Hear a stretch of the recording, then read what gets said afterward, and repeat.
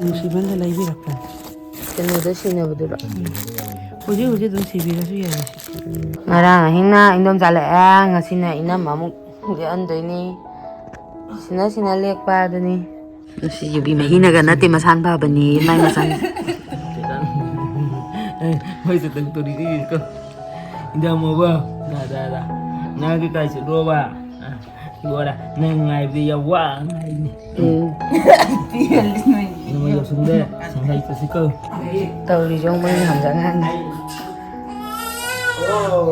ꯅꯪꯗꯤ ꯌꯥꯔꯕ꯭ꯔꯥ ꯑꯝꯇ ꯂꯥꯛꯑꯣ ꯏꯟꯗꯣꯝꯆꯥꯅ ꯍꯦꯟꯇꯥꯛ ꯀꯟꯅ ꯃꯦꯠꯄꯤꯔꯤ ꯃꯦꯡ ꯉꯁꯤꯒꯤ ꯃꯊꯦꯜ ꯀꯣꯕꯤ ꯂꯩ ꯍꯋꯥꯏ ꯊꯔꯥꯛ ꯆꯋꯥꯏ ꯉꯥ ꯌꯥꯏꯕ ꯍꯥꯎꯔꯦ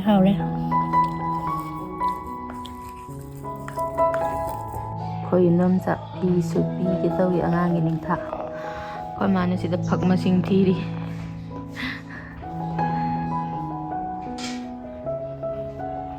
ꯃꯥꯃꯣꯅ ꯄꯨꯔꯛꯄ ꯕꯥꯠꯇꯞꯁꯤꯗ ꯏꯔꯨꯖꯕꯤꯔꯒꯦ ꯉꯁꯤꯗꯤ ꯏꯆꯥꯁꯦ ꯏꯅꯝꯆꯥ ꯂꯨꯖꯕꯤꯗꯣꯏꯅꯦ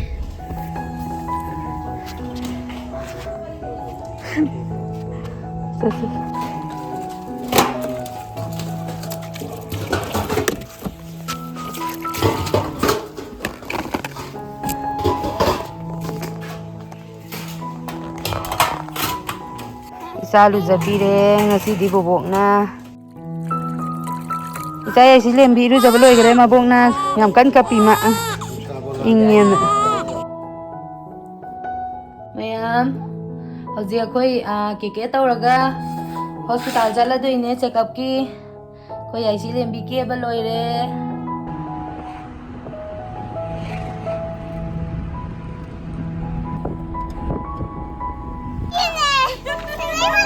니네기 마사네 부기노 니네 마사네 मैम इंदोम सामुक ले हौरानी कोई इनमगा मुसलनी अदो आयु हॉस्पिटल दो से थोइबा सेंगा को से वा हाइगे से निने चालू की के कैसा तो बाहरो पैसा पिरो पैसा से वा खाय मातेम ताप कलाकी अदो दे दो ना हौबिले सारो को निने चले बाय तोरो अई हॉस्पिटल यौरे डॉक्टर न ngai लेरबने अई चासे यो कुमी वाले चल मगला ए डॉक्टर आगा मही बम्बी क्या कनो सिलोने हाय कोई सेकंड फ्लोर दा डॉक्टर लेरे ना रे ए तना डॉक्टर मनाक्ता मुक चले कया फजन तुमिनो चास मंगा सुजन बे मन स्को गावे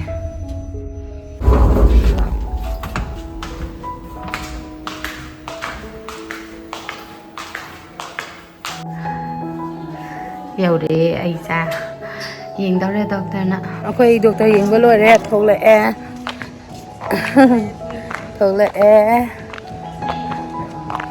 सिरे वाबना खोंग थांग दोक्तरे मैम थोबी ना मिक्सर से मम्मी हो अजे मोन चा थापना दा आई दा हम कोना पमोबा थोबी ना तौरा मी मैम ता दी चा बुनो चाई की चा को सोंबीबो अदे हेंजांग अदे येन सुप तौरी ये पेलबनी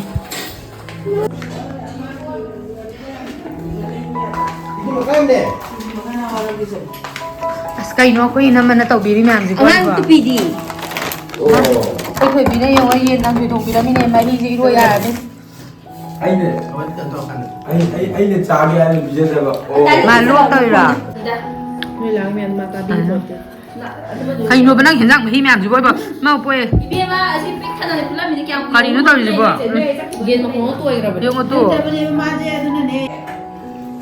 사이 말아 참치 잡으려다 그러고 कई गए 말아 디사도 아마 막 가야 아니냐 내 좀 해봐 아마도 다 괜찮아 보이니 하왜 कोई से जा जा पूरा खम जे दे जा मा दे 왜 다시 돼 잡고 hậu ra năng đi vào mình bị cái lao nè giả bố vì anh năng để hậu tới lao này hay là mi giả bố vì đang ra kia tông được được 자 나가서 자 알았어 Mai khu sa je. Nang cha khong mu da bi. Mẹ sẽ có tấm video gì cái nào đấy không? Quên đi trong quần này đi. Cha nó qua là đi nga sai hay cho police. Mai sẽ có video gì kì? Mai police. Ai ra nói mà bị đuôi nằm dân gì đây gì nói bà. Không ạ. Học ra. Rồi. Hầu ra. Một sắm một đâu ra. Dạ. Đang học. Đang học tập. Cái này không chịu. Sẽ là đồng là try. Không chịu cái nữa. Cái đồng cái nó. Sẽ là gì là try. Ai sẽ lên đi.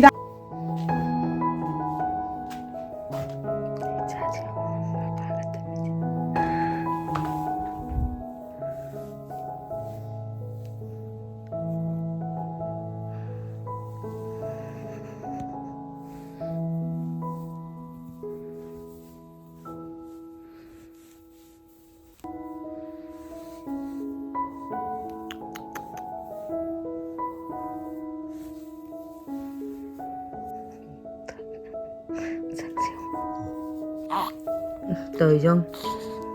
Cha sana je number 2 tộc sanh liền anh nè. Cái nó tàu bì đấy, đó cái nè, hex sinh tộc bao lôi bữa mu bre phải ra đấy.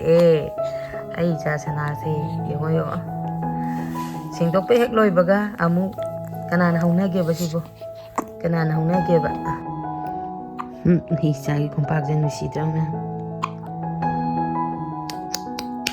Mayam inam manay ki chak ko bire as yung ni hinjang ko yam je mahi manay am sa hawai na doctor na ko inam mana hawai muksori ka yendem ha pray na ma hawai muksori thong bani mayam ngasina ko inam mana thong bi thak pi dana ai seba tau bi dana pizza daure hoji ko inam masilai re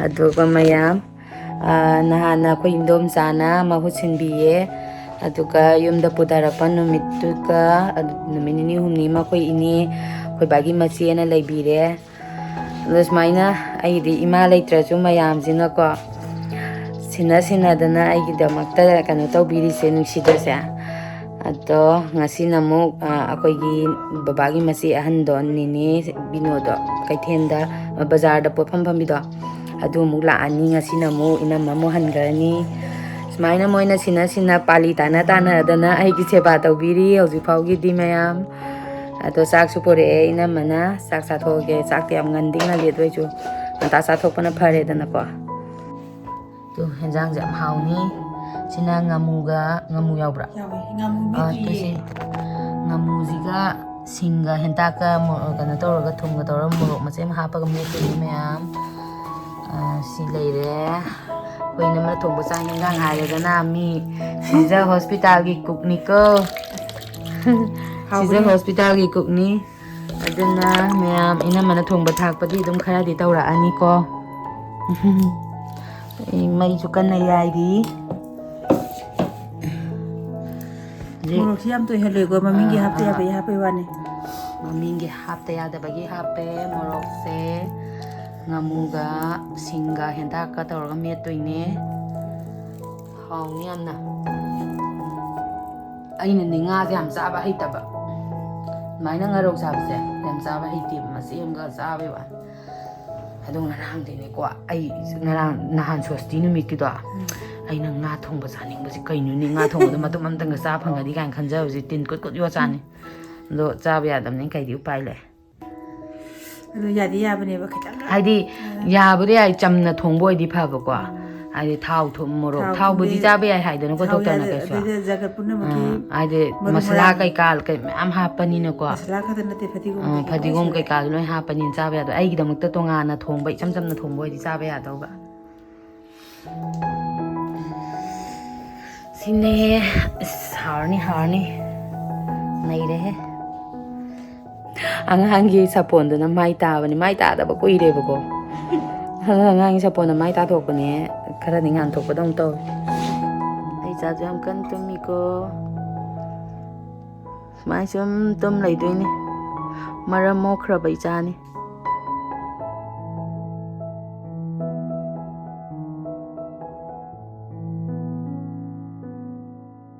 na sum daga sum bi re se haibige nusidраga nungsa ngauro nungsa yaihanbige tawbani haidi pung baro hengradi nungsa do kano tawdeba aduna ayuki nungsa khara tarang thoklakpa nungsa asengba je nungsi nungsa asengba je khara yaihange isase yay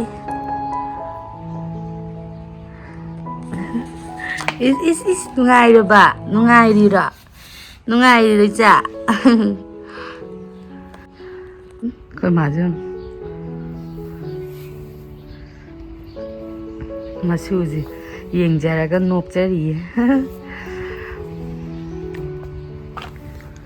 nungshibaro Nungshibana bo sangini na. Nungshibana bo sangini na. Nungshibani. Yana lisuna. Masase iruja daure ngarangdi bubok latana lujarambani ngarangdi bubok latana lujabiramme ngasidi inamana lujabi daure Kapakanu ko. taija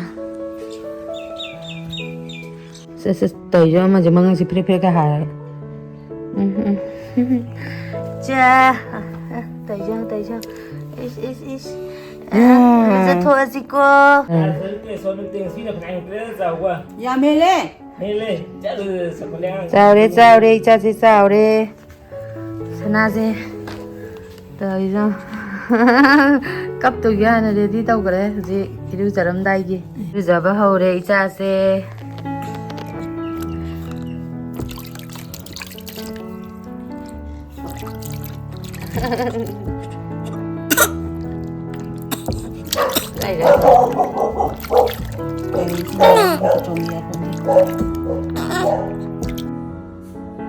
Jadi nokthoro jenta. Mayam ina masu sakki daure. Ina mamuk takrani aduga ine na muk mahu chinbidoine horenje. Aigi sebari je makhan ni yamgra jane. Khud je makhan ni. Mawong yengine. Adi cha hinjang ga je ko. Kare chabu lora kanani ha hoyi. Hoi mayam gi chabu lora kanda karambana ihau hauge do kanan thongna hauge do harakaduri mayam makoi namaje kano da sija da cook oina leibane ba ko ada maje thabak ka banina aina ta sum leithok pasu yadaba aduga machanu pa jo jikse yam kana nari ba lok tawdana adu machanu pa ana ba ga langtho amaga ne aina ta seba tawlu doine laise yamu bye koi ta mona thin bi doine paking bo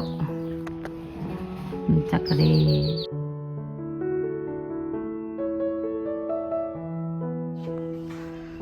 Icha sana se am kana nungai na tumi Icha yaraga mamai di khanjan bi bane na musan ne na aina phaijuk che subjan bi raga nungsa je kaya halani lumbu nungai re dana Noi jo icha je Noi ba hagolo ni nang ba hagolo na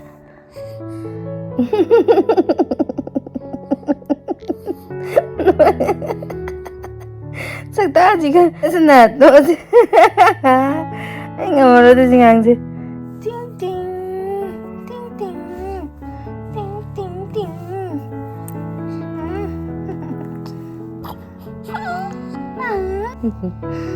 Ui jom. Ui baik saya senat je ui.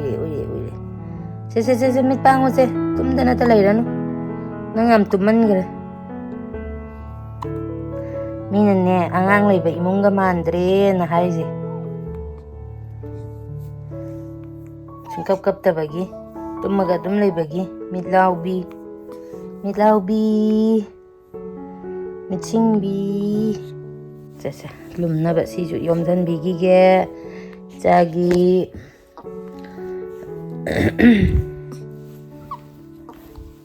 Tumma hogalo sunya yadaba adugi ina mapi je lauthoga ina lakam haudo ini haudo paga ngamponte mapa laudana tumba ko pham ni ko haudo paga ta ponte managi kanu sida noiraga haudo oye aduga je mangonda sangbi bijanate khongpak taga tek kapa haudo oye ꯃꯉꯣꯟꯗ ꯑꯝꯇ ꯆꯪꯕꯤꯕꯖꯥꯠ ꯅꯠꯇꯦ ꯑꯗ ꯀꯩꯅꯣꯁꯦ ꯈꯔ ꯂꯧꯊꯣꯛꯑ ꯍꯥꯏꯗꯣꯛꯑꯀꯥꯟꯗ ꯏꯪꯍꯜꯂꯀꯥꯟꯗ ꯃꯤꯀꯞ ꯊꯣꯛ ꯂꯩꯕ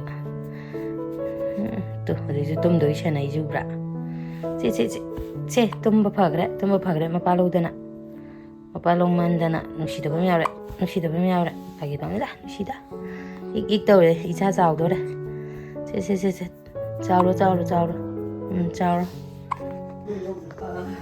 ꯑꯩꯈꯣꯏ ꯅꯦꯕꯤꯅꯣ ꯌꯧꯔꯛꯑꯦ ꯉꯁꯤꯅ ꯅꯦꯕꯤꯅꯣꯒꯤ ꯄꯥꯂꯤ ꯇꯥꯔꯦ ꯃꯌꯥꯝ ꯃꯊꯪ ꯄꯥꯂꯤꯁꯦ ꯅꯥꯏꯅꯔꯤꯅꯤ ꯉꯁꯤꯅ ꯅꯦꯕꯤꯅꯣꯒꯤ ꯄꯥꯂꯤ ꯇꯥꯔꯦ ꯅꯪꯒꯤ ꯀꯅꯥꯒ ꯆꯪꯉꯛꯏꯕ ꯑꯩꯔꯥ ꯅꯣꯏꯗꯒꯤ ꯒꯥꯔꯤ ꯃꯆꯥꯗ ꯆꯪꯉꯛꯄ ꯀꯃꯥꯏꯅ ꯈꯪꯉꯤꯕ ꯑꯗꯨ ꯑꯩ ꯑꯥꯗ ꯍꯩꯖꯤꯟꯐꯝꯗꯨꯗ ꯈꯥꯝꯕ ꯑꯗꯨꯗ ꯑꯩꯅ ꯑꯃꯗꯤ ꯊꯣꯏꯗꯧꯗꯣꯏꯅꯦ ꯅꯨꯔꯩꯒ ꯍꯥꯏꯗꯣ ꯈꯪꯕ꯭ꯔꯥ ꯍꯪꯕꯗ ꯑꯩꯁꯦ ꯀꯥꯏꯅꯤ ꯍꯥꯏꯔꯦ ꯑꯗꯨꯗꯤ ꯑꯃꯗꯤ ꯑꯩꯕꯨ ꯂꯧꯕ ꯂꯥꯛꯀꯅꯤ ꯃꯥ ꯂꯥꯛꯑꯅꯨ ꯑꯗꯨꯅꯦ ꯃꯥ ꯊꯩꯅꯔꯦꯌꯦ ꯁꯤꯗ ꯂꯩꯍꯧꯔꯦ ꯁꯤ ꯂꯩꯍꯧꯋꯦ ꯍꯩꯖꯤꯟꯐꯝꯗ ꯃꯥ ꯌꯦꯟ ꯂꯧꯔꯛꯈꯤꯒꯦꯅ ꯑꯗꯨꯅꯦ ꯂꯩꯍꯧꯔꯦ ꯆꯪꯈ꯭ꯔꯕꯅꯤꯅꯦ ꯕꯤꯅꯣꯗꯩ ꯍꯥꯏꯔꯛꯑꯦ ꯑꯩ ꯐꯣꯟ ꯅꯝꯕꯔ ꯄꯥꯏꯕ ꯀꯅꯥꯗꯩ ꯇꯧꯔꯛꯏꯅꯣꯕ ꯐꯣꯟꯅ ꯇꯥ ꯁꯥꯃꯨꯗꯒꯤ ꯑꯗꯩ ꯁꯤ ꯌꯧꯔꯛꯑꯀꯥꯟꯗꯅ ꯁꯤ ꯌꯧꯔꯛꯑꯀꯥꯟꯗꯅ ꯁꯤ ꯆꯦꯁꯤ ꯄꯤꯔꯒ ꯅꯝꯕꯣꯟꯒꯤ ꯑꯣꯛꯇꯣꯔ ꯑꯃꯗ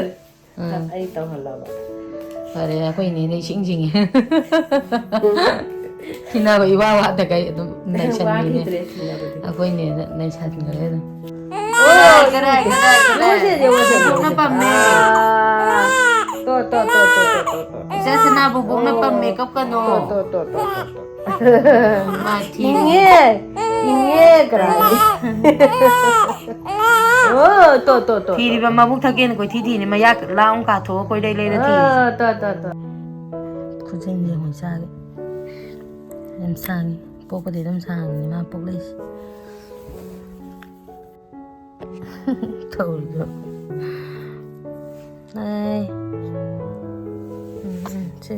ꯁꯦ ꯌꯦꯡꯉꯨꯁꯦ ꯇꯩꯖꯪ ꯑꯁ ꯀꯝ ꯀꯟ ꯆꯜꯂꯤ ꯏꯆꯥꯁꯦ